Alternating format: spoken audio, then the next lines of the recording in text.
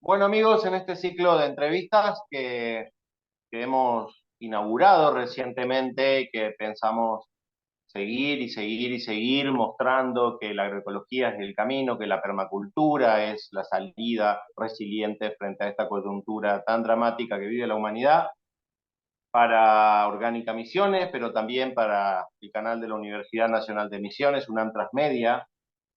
Tenemos una lista, la verdad que destacada de personas a las que nos interesa entrevistar, ¿no? En este caso en particular, creo que es de las entrevistas más importantes que nosotros hemos venido reservando. Y la hemos intentado anteriormente, por dificultades técnicas no se ha podido hacer, y este, a los amigos televidentes, bueno, quien está conmigo en este momento es mi querido hermano Pato, Norberto Pato Rinkiewicz, ¿sí? Es un amigazo que está de la familia de hace muchísimos años, Patito, ¿no? Este, Está vinculado al INTA, ahí en Concepción del Uruguay, es un amigo bueno, de Basavilbaso, que yo no sé si los amigos televidentes en este momento están al tanto, pero hablamos de la provincia de Entre Ríos, ¿no? Estamos en la República Argentina, para los que nos ven de otros países, y Sí. hablamos del corazón de la Pampa Húmeda, que es la provincia de Entre Ríos, quien tiene lamentablemente el triste récord de ser la provincia más fumigada, ¿sí? Por parte del agronegocio y sus paquetes tecnológicos. En este sentido, mis amigos, hay experiencia agroecológica a lo largo y ancho del país y de acuerdo a las distintas entrevistas vamos a ir viendo cómo se está desempeñando cada una de ellas. Pero este caso en particular, hay que destacarlo y ponerlo sobre relieve porque, insisto, hablamos de la provincia más fumigada del mundo, ¿sí? Y hablamos de un Instituto Nacional de Tecnología Agropecuaria que ha comprendido de la mano de técnicos con un valor, con una valentía extraordinaria, se han puesto al hombro, se han puesto esta mochila de tratar de hacer las cosas de otra manera, ¿no? Insisto, Pato está en Concesión del Uruguay, Pato, ¿no es cierto? Estás trabajando en INTA Uruguay, ¿puede ser? Sí, buen día, Juan Carlos, buen día para toda la audiencia. Sí, yo soy el ingeniero Norberto Pérez, jefe de la Agencia de Construcción de Uruguay, la agencia de extensión, y hace 4 años empezamos a formular un proyecto local que es una herramienta de intervención muy adecuada que tiene en este momento el INTA, que propiamente es para atacar encarar problemas locales y esta temática de la agroecología salía como un emergente genuino de la sociedad, de que había problemas, conflictos con las aplicaciones, había una, una medida tomada por la justicia, había intervención del gobierno. Entonces, en esa conflictividad, este, en ese marco también de éxodo rural y de cuestiones que van relacionadas a las tecnologías limpias que se empezaron a desarrollar, todas estas cuestiones las fuimos relevando genuinamente desde la sociedad a través de los consejos locales, de las experimentales, y formulamos este proyecto local que en su momento se llamó de producción agroecológica en sistemas extensivos y hoy tiene su continuidad en otro proyecto local. Esto tiene básicamente dos patas para el INTA, que es la extensión y la investigación. Mediante la investigación, que es la pata un poco más débil que tenemos dentro de lo que es la agroecología, por una cuestión intrínseca de la agroecología que tiene que ser local, con datos validados in situ, con productores locales. Entonces, esa cuestión de extrapolar datos, si bien la ciencia y estas cuestiones de la producción las puede llegar a hacer, necesitamos validar los datos a nivel local. Y así arrancamos con experiencia de productores y con experiencia dentro de un módulo agroecológico que tenemos instalado en la experimental de Concepción del Uruguay. El trabajo con los productores es muy rico debido a que hemos podido empezar a trabajar con grupos Cambio Rural. Algunos de ellos venían teniendo como un bagaje de conocimiento en la agricultura agroecológica, de ganadería regenerativa, y otros productores queriendo empezar a transicionar, queriendo conocer, con sus dudas, obviamente. Y bueno, de a poco desde los conceptos teóricos, desde el marco conceptual de lo que es la agroecología como ciencia, como movimiento social y como técnica, como práctica. En principio nos miran como unos bichos raros, ¿qué estamos hablando por ahí? Porque tiene como un contexto muy teórico, pero cuando uno lo empieza a desarrollar, entenderás que guarda una coherencia muy importante, Juan Carlos. Eh, y en ese sentido es que los productores se enganchan. Hace cuánto empezó todo esto que el INTA empezó a acompañar a los pequeños productores? Bueno, esa es otra pregunta, ¿no? Hablamos de pequeños productores, hablamos de grandes productores, ¿hace cuántos años? ¿De qué cultivo estamos hablando? Bien, Juan Carlos, está bien. Yo por ahí doy muchas cosas por sentada en esta zona. Eh, Nosotros empezamos a trabajar con este proyecto producciones extensivas. ¿Qué quiere decir esto? Son producciones de productores de 50, de 100, de hasta 150, en algunos casos. Productores familiares, donde la mano de obra está compuesta por la familia.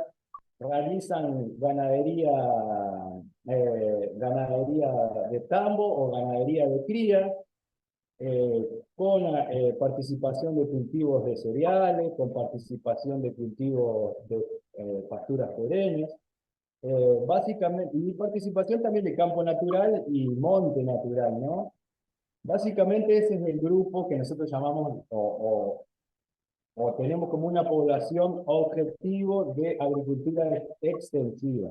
En el medio también tenemos productores de menor escala y de cultivos más intensivos, como pueden ser las verduras de hoja, tomate, pero ya es otro estrato que por ahí este proyecto en particular no los toma como paraguas, pero sí trabajamos con ellos en otro tipo de proyectos. Bien, bien, bien. ¿Y hace cuánto, disculpa, hace cuántos años me dijiste que empezó esto? El acompañamiento particular con productores en este tipo de proyectos empezó en el 2021, pero obviamente el bagaje de agroecología que ya venía con ProHuerta, con el programa ProHuerta, que ya tiene más de 30 y pico de años en la institución, fue el que fue permeabilizando también a técnicos como yo que venían de la agricultura convencional, con el bagaje de conocimientos de la academia convencional, y que por ahí empezamos a permeabilizarnos, digo yo, de alguna manera hacia este tipo de tecnología. Ahora, qué importante, ¿no? Yo estoy pensando de repente, ahí no muy lejos de Uruguay, en Basavilbaso, hace unos años perdimos a Fabián Tomasi, siendo él banderillero de fumigación, ¿no? Qué importante este trabajo y qué bonito homenaje también, ¿no? De cómo es posible empezar a trabajar de otra manera. Entonces me decís que se está haciendo experiencias hace aproximadamente 3 años con pequeños productores, 50, 100 hectáreas, hablamos de pequeños productores. ¿Cómo les fue con eso? Creo que estaríamos hablando de trigo, que es, digo, en este particular contexto tan dramático de cambio climático y de la escasez de alimentos que hay, ¿no? De repente se nos propone desde el agronegocio que no se puede producir de otra manera y que ellos son los garantes de la alimentación de la humanidad, ¿no? Así que fíjate si tendrás una experiencia interesante en tus manos, Pato querido. Contame cómo le fue a los pequeños productores con esto. Mira, en este última campaña ¿cómo es? de invierno, el cultivo de invierno. Nosotros hicimos un ejercicio con los productores del grupo que también participan de estos proyectos locales que te mencionaba. Y a manera de ejercicio empezamos a contabilizar cuánto gastaban de gasoil para las labores, cuánto gastaban en las semillas, un ejercicio simple y que nos servía también como para comparar contra otros cultivos, con cultivos convencionales. Y en el caso del trigo convencional, o sea, tenemos productores del grupo hacen trigo convencional, perdón, trigo agroecológico con acompañante trébol, lo pueden llegar a hacer. También hicieron un trigo convencional sin acompañante, hicieron cultivos de cebada con manejo agroecológico, una avena Lotus, que fue uno de los márgenes brutos más exitosos que yo he visto dentro de lo que es este corto recorrido, pero bueno, como para darte un pantallazo grande, los márgenes brutos de las producciones agroecológicas para este ejercicio del 23 rondaban todos los 500.000 pesos. Los márgenes brutos rondaban los 500.000 pesos por hectárea, tanto para las producciones agroecológicas como para el trigo modal de síntesis química, que es el trigo que digamos que modelizamos, que puede llegar a ser cualquier vecino de manera convencional. Con la diferencia que la matriz de costos de los cultivos agroecológicos es bastante reducida. O sea, por ese lado, los productores agroecológicos ahorran costos y por lo tanto hay un diferencial de dinero en el margen bruto. Y otra cuestión que nosotros, ¿Todo sí, bien? Porque esto hay que dejarlo muy en claro, esto hay que dejarlo muy en claro, porque me parece que es la esencia de la cuestión. Estamos diciendo de que de repente la experiencia de trigo agroecológico no podría competir en términos de rendimiento, puede ser en cantidad, pero sí en términos de rentabilidad, en tanto la ausencia de los costos del paquete tecnológico del agronegocio. ¿Es así, Pato? sí, mira, nosotros hasta este momento teníamos rendimientos que, como vos decís, no equiparaban los rendimientos de un trigo convencional, digamos. Hoy en día, con la corta experiencia y el año que tuvimos tanto para los cultivos convencionales como para los cultivos agroecológicos, llegamos a 3.000 kilos de trigo agroecológico, que es un muy buen rendimiento para la zona. Llegamos a 4.100 kilos de trigo agroecológico, que es un excelente rendimiento para un trigo agroecológico de la zona. Llevamos a cebadas de 3.000 kilos de hectárea. Es un Eh, montón, sí, por es eso un te montón. digo, los márgenes brutos así lo evidencian. Y con el aliciente de que están generando más vida a través de mayor cantidad de raíces, incorporación de más especies que por ahí fijan nitrógeno, que también es ahorro. Hoy en día no tenemos la experiencia en este grupo, pero la utilización de vicia como cultivo de cobertura puede llegar a ingresar hasta 200 kilos de N en el sistema de nitrógeno. Eh, entonces, con un ahorro sustancial de lo que si lo traducimos a urea, que es el, el fertilizante más consumido, a valor de $1 por hectárea, pues de $1 por kilo, es abismal la diferencia. En términos económicos solamente. ¿Cuál fue la respuesta de la tierra? Por ahí me surge esta pregunta, ¿no? Estamos hablando de territorios donde se hacían prácticas convencionales, eran parcelas anteriormente abandonadas. ¿De qué contexto estamos hablando? ¿Y cuál fue la respuesta de la tierra, ¿no? Con estas prácticas. Bueno, ahí nosotros con el INTA llegamos ya en un proceso a observar una foto que ya tenía su tiempo de trabajo. Estos productores que yo te estoy mencionando, que son uno, dos, tres, cuatro, cinco casos, uno de ellos solamente tenía experiencia eh, o venía, mejor dicho, transicionando de lo que es lo convencional a lo agroecológico. Los otros ya venían trabajando la tierra con mínima utilización de agroquímicos. También hay uno de los productores que trabaja todo tierras alquiladas en el ejido de Basavilbaso. Entonces ya hay una obligación per se de no utilización de agroquímicos, pero él, si él podría utilizar agroquímicos, tampoco los utilizaría. Entonces, está bueno empezar a trabajar con este tipo de cabeza un poco más abierta, no sé, digo yo abierta, porque hemos transitado con varios productores y, y este tipo de experiencias me parece que son más allá de estos números que yo les estoy mostrando y que de a poco vamos evidenciando.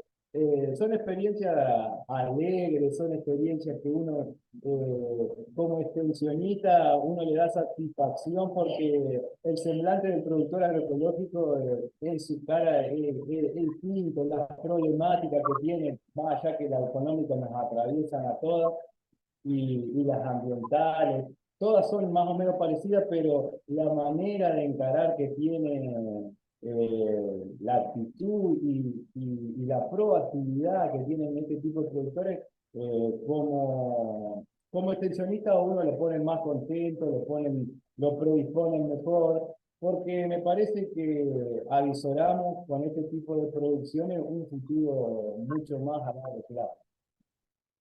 Tal cual, tal cual. Ahora, Pato, te pregunto, no sé si tenés esta información, ¿existen registros respecto a bueno, a las cosechas ¿no? Previa a la Revolución Verde? Es decir, este porcentaje, estas cosechas que estamos teniendo de trigo agroecológico, están más o menos, si tenés esta información, están más o menos en consonancia con los rindes que existían antes de las prácticas de los venenos. Mira, no es una pregunta que me la había hecho, pero puedo referenciarme a los rendimientos que había en el departamento Tala antes, 1930, y eran muy inferiores. ¿Pero por qué también? Porque hubo una manipulación de la semilla, pero no entiéndase una manipulación humana, de selección, de como seleccionamos o seleccionás vos en tu quinta la mejor seca para la semilla, ese tipo de selección, no selección con manipulación genética, digamos, ¿eh?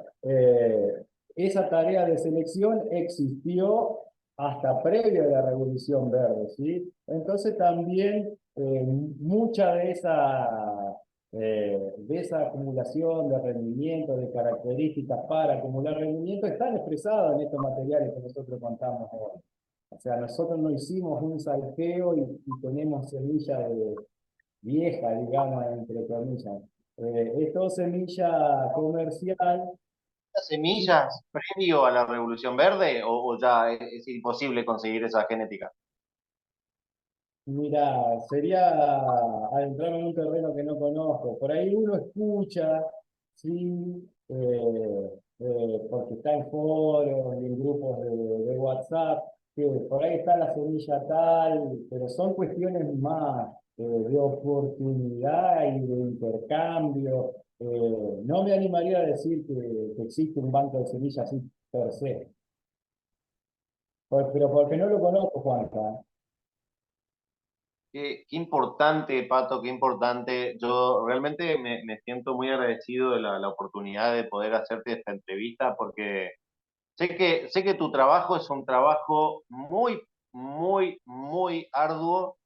Sé también, me consta, de que tu actitud siempre fue muy humilde y de muy perfil bajo y realmente, por un lado, es precioso, ¿no? Un ser humano con esas cualidades, pero por otro lado es un crimen que no se conozca, que no se sepa la experiencia que estás haciendo, Pato, porque realmente tiene un valor extraordinario. Digo, la situación en términos productivos a nivel planetario está muy complicada y realmente hay mucha ansiedad de conocer si va a ser posible una transición resiliente, si va a ser posible hacer las cosas de otra manera. Recordemos que el pico del petróleo va a hacer que los insumos químicos sigan aumentando hasta una escala que sea ya literalmente un disparate. Eso ya hoy día son exorbitantes los precios, por no hablar de la escasez. Bueno, son todos temas que venimos abordando de alguna u otra manera todo el tiempo y que, bueno, que nos preocupan. En este sentido, bueno, yo quiero rescatar esto, ¿no? Y yo imagino tal vez, seguramente acá es donde tendrás más, mucha información, ¿no? ¿Cómo toma el productor estas prácticas, estas enseñanzas, este acompañamiento? Porque de repente tal vez imagino que hay una suerte de rememoranza de cómo se solía hacer antes, ¿no? De pronto nos traslada un poco a las prácticas de nuestros abuelos. ¿Cómo lo viven los productores a todo esto? Y bueno, existe una mixtura de todo esto, existe mucho de rescate. eh, el fin de semana tuvimos una visita de unos compañeros de Buenos Aires, del Centro de Investigación para la Agricultura Familiar Pampeana, eh, y le realizaban una entrevista a Elina, una de las productoras que trabaja con nosotros, y, y Elina decía, yo hasta los 20 y pico de años no tuve mucho contacto con el campo, y después mi mamá tuvo un problema de salud, falleció y me dejó su receta de los quesos y las cremas, y ahí le empecé a dar importancia. Y, y es una experiencia de dos hermanos que trabajan mancomunadamente, ella en la sala de elaboración, en el tambo, y él en las pasturas, y, y, esa, y empezaron a adaptar la tecnología de la agroecología con esto que vos decís. Ah, pero esto era lo que hacía, esto era lo que hacía. Y vos sabés que les cambia, o sea, no es que nosotros se los cambiamos, sino que nosotros por ahí hacemos así, ¿te acordás de esto? Y pasa a ser de ellos, y nuestro como Inca, y no pasa a ser una cosa que se las trae el Inca como una cosa ajena, ¿sí? Que de repente nunca debió dejar de ser ese el papel del INTA, ¿no? Digo, en el plano de la, de la real necesidad que hay de una autocrítica por parte de cómo, ¿no? Instituciones del Estado han quedado absolutamente cooptadas por estas tecnologías, por estas prácticas y por esta lógica, cuando de repente, bueno, yo creo que habría que hacer un papel arqueológico también en términos de saber cuál era la función de un técnico del INTA allá previo a la revolución, a la revolución verde, ¿no? Qué interesante, ¿no? También rescatar eso. Vos sabés, Eh, como falta, anécdota, digo, nada más. nosotros experiencia amplia en muchos países de Latinoamérica, estamos llegando también a Canarias, a España, eh, pero te garantizo de que hay una enorme preocupación con respecto a todas estas cosas y, y es en extremo valioso. Yo no me canso de subrayar esto, ¿no es cierto? A mí me tocó conocer en persona un viaje que hice, creo que fue el año pasado, antepasado, hicimos un mini documental ahí Qué bien. en vaso, ¿no? Y me ha tocado conocer en persona a productores que estaban puntualmente haciendo la experiencia de trigo, como vos contás. También creo que era asociado con Trébol, bueno, toda esta parte técnica que vos estabas describiendo. Y realmente comparto que lo que a mí me transmitió, creo que se llamaba Alicia, la productora, vos sabrás mejor que yo, Dice su arma. ahí está, con la particularidad, y esto creo que hay que subrayarlo, seguramente vos podés abonar un poco más al respecto, de que antes de cosechar ya tenía todo vendido, ¿es así o hay demanda de producción agroecológica? Bueno, hay cuestiones también que son de nicho, no vamos a decir que vamos a tener una producción agroecológica y esa producción se va a vender un 30% más y le vamos a cortar. Eso por ahí no ocurre de esa manera. Pero sí, lo que ocurre es que en este tipo de producciones, y en el caso paradigmático de Alicia, que viene trabajando de manera agroecológica y militando ambientalmente hace muchísimos años, cuando recién las generaciones empezaron en nuestra zona, eh, hay un capital social que ella ya tiene ganado y que se conoce mucho más. Entonces, se sabe que hay un trigo agroecológico, que también la oferta de ese trigo agroecológico es acotada y en la zona es muy codiciado. También Alicia hace el valor agregado de esa producción, vende la harina, vende los panificables. Es un trabajo muy artesanal, de mano de obra familiar, pero que no por eso deja de ser digno y deja de ser un trabajo empresarial o de mínimo, o de una empresa pequeña, pero de una empresa familiar. Ahora, si los rindes, como los de Alicia, nos llevan a que no podemos equiparar en términos de volumen con las prácticas del agronegocio. Lo que estamos hablando, Pato, es de que necesitamos recuperar una agricultura con agricultores. Es Eh, decir, claro, eh, había una frase que no recuerdo bien ahora, ¿no? Pero en vez de era algo así como que en vez de 1 millón de hectáreas por una persona, que sean 1 millón de personas por hectárea, ¿no? Algo así, ¿no? Necesitamos que la gente vuelva al campo. Ahora, sí, acá vos acabás de hacer mención de algo, Pato, que tiene un valor otra vez extraordinario, porque lo que vos me estás contando, que lo haces así, con esta naturalidad tan maravilloso, ¿no? Lo que vos me estás diciendo es que no solamente es posible producir de otra manera, sino que el mismo ejercicio de la producción en sí, al ser de otra manera, también genera vínculos comerciales distintos y paralelos, ¿no? Entonces, ¿cómo se puede trabajar justamente a través de las redes y del tejido social? Entonces hablamos de recuperar campesinos y de recuperar, gracias a esa nueva forma de vincularnos con la tierra, también recuperar nuevas formas de relacionarnos en general los seres humanos, en esencia, por ejemplo, a través del vínculo comercial. sí. ¿Cómo ves esto? ¿Realmente existe ese tejido social a partir de eso, no? Uno ve que las posibilidades están dadas y las potencialidades también. Uno también tiene que construirlas y también quería decir que es un panorama de ruralidad, como vos decías, de una ruralidad que por ahí es exigua. O sea, nosotros formamos estos grupos para dar contención también a estos productores de la manera que quieren producir, pero entendemos también, entendiendo que no es la generalidad, no es lo que pasa en, en el 90% de los campos de nuestro entrerrío o no, de nuestra zona. Pero sí que tenemos que dar alternativas, que sí que tenemos que empezar a ver principios precautorios, sí que tenemos que ampliar la diversidad de miradas y decir, bueno, el INTA hasta ahora no pudo asir con las manos del INTA este tipo de productores. Ahora sí, ahora lo peor que podemos hacer es decir, che, como no podemos asirlo, estos tipos no existen, esta señora o este señor no existe.